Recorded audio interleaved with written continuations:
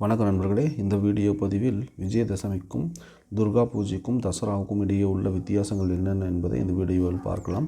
வாருங்கள் வீடியோக்குள் செல்லலாம்.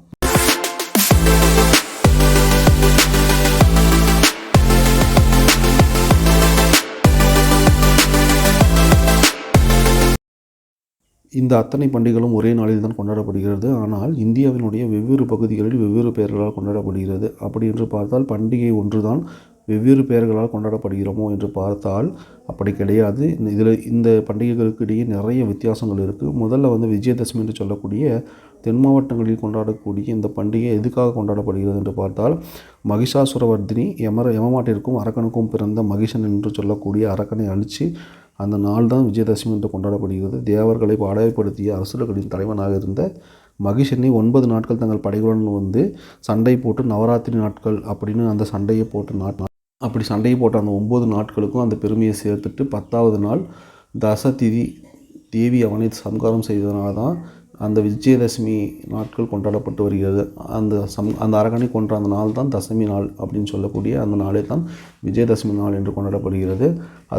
அடுத்தபடியாக தசரா என்று பார்த்தால் தசராவுக்கும் மகிஷனுடைய கதைக்கும் எந்த ஒரு சம்மந்தமும் கிடையாது. இது ராமாயணத்தை தொட்டு கொண்டாடப்படக்கூடிய ஒரு திருவிழா என்று சொல்லப்படுகிறது.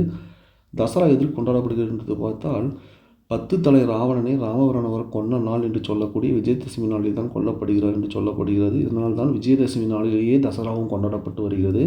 இதில் சமஸ்கிருத மொழியில் தசர் என்று சொன்னால் அதற்குடைய பொருள் 10 என்றும், அரை என்று சொன்னால் அதனுடைய பொருள் வீழ்ச்சி என்றும், 10 தலை ராவணனுடைய வீழ்ச்சி நடந்தனால்தான் தசரா என்று கொண்டாடப்பட்டு வருகிறது. அடுத்தது துர்கா பூஜை அப்படின்னு சொல்லக்கூடிய அந்த வார்த்தையானது மேற்கு வங்கத்தில் கல்கத்தாவில் சொல்லப்படக்கூடிய வார்த்தையாக சொல்லப்படுகிறது. அதாவது இந்தியாவினுடைய வடகிழக்கு மாநிலங்களில் எல்லோருமே மகிஷாசுரமர்தினி எப்படி மகிஷனை கொன்னார்களோ அதே மாதிரி துர்காதேவி அசுரனை கொன்னதாக சொல்லி நம் ஊரில் நாம் கொண்டாடப்படக்கூடிய விஜயதசமி தான் அவர்கள் துர்கா பூஜை என்று சொல்லி கொண்டாடுகிறார்கள். இதில் தசராவானது வட மாநிலங்களும் வடமேற்கு மாநிலங்களிலும் மத்திய மாநிலங்களும் மிகவும் சிறப்பாக கொண்டாடப்படுகிறது. இப்படி விஜயதசமி, தசரா, துர்கா பூஜை இந்த மூன்றையும் தாண்டி இந்த விஜயதசமி நாளுக்கு இன்னொரு முக்கியத்துவம் வாய்ந்த சிறப்பும் உள்ளது.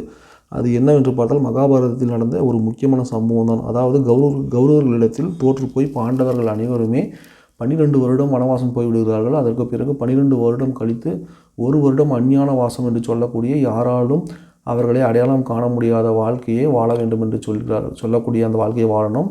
அப்படி வாழ்வதற்காக பாண்டவர்கள் அனைவருமே விராட தேசத்துக்கு போய் சேர்கிறார்கள். அந்த விராட தேசத்தில் உள்ள அரண்மனையிலே அவர்கள் அனைவருமே மாறுவிடத்தில் போய் வெவ்வேறு தொழில்களை செய்து வாழ்ந்து வந்தார்கள் என்று சொல்லப்படுகிறது.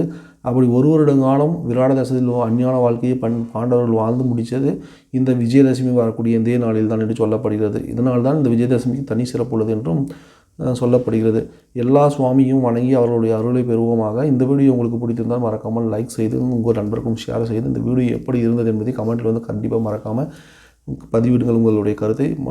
மற்றொரு வீடியோவில் சந்திக்கலாம். நன்றி, வணக்கம்.